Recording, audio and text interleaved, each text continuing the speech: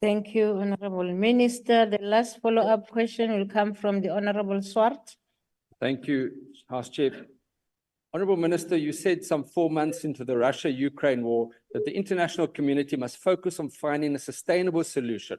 And you emphasized that such a solution will not be found in isolating one party or bringing it to its knees. And the ACDP agrees and believes the same principle as you've just enunciated applies to the Middle East situation and to Israel.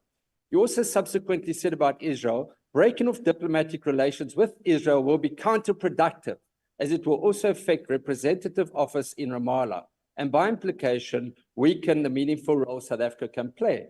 Do you still hold to that view and the view that diplomacy and dialogue is the only option that is open so that we can bring peace to the Middle East? Thank you. Thank you. The Honorable Minister. Indeed, Mr. Swart, I do believe that dialogue and negotiations are the route to peace.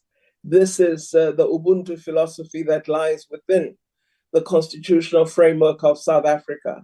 But I believe that where there is great harm being caused, a country such as South Africa has to indicate its concern and take concerted action to point to its displeasure with the harm visited upon an oppressed people.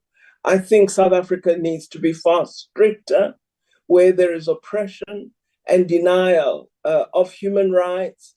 And it is this context that leads us not to be in a position to be in constant engagement with Israel. But I believe you and the ACDP can perhaps be extremely helpful in that you may have contacts in Israel that we do not have, and therefore perhaps you could use your persuasion to stop the bombardment of the people of Palestine, your persuasion to allow water, energy, and food in, your persuasion to address the trucks carrying aid that are stopped at borders to be allowed in, hundreds of trucks that are not being permitted, and thus forced starvation being visited upon the people of Palestine.